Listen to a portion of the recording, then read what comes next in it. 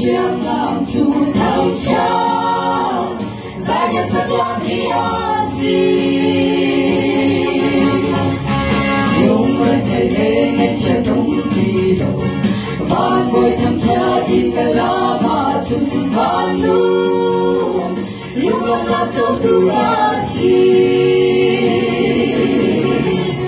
vang đi na thăm cha dài lá lúa đi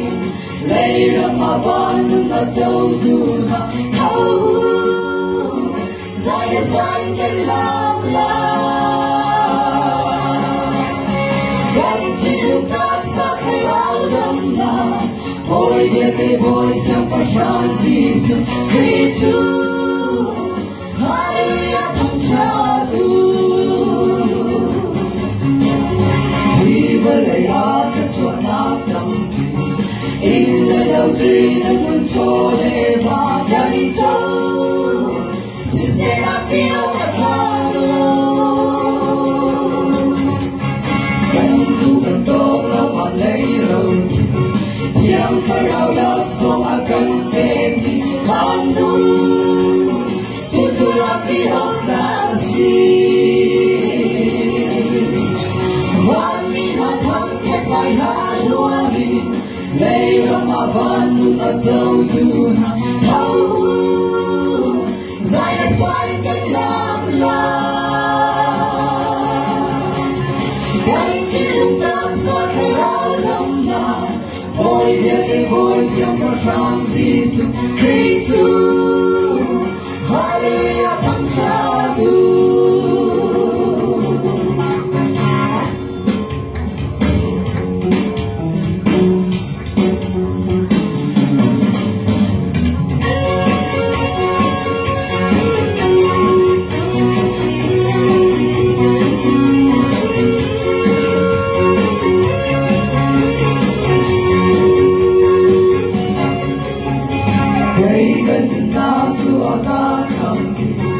Giêsu khi thăm cha thế dài hạ sa làm đi cất thân con nào khi ta suy đi với lời gắng đắp cho ta thêm và cần ăn rắm tâm hạ tiếng sông hạ Giêsu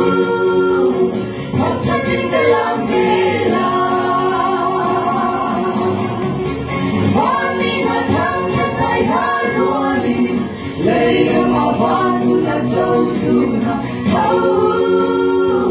dài đã dài cách làm la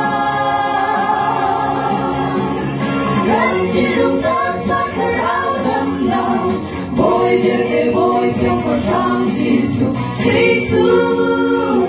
Hallelujah thăm cha tu van đi na thăm cha dài hai lúa đi lấy lòng mà van tu ta châu tu na thâu dài đã dài cách làm la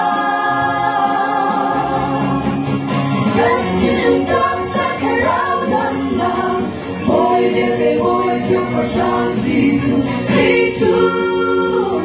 Hallelujah thăm cha tu Kitô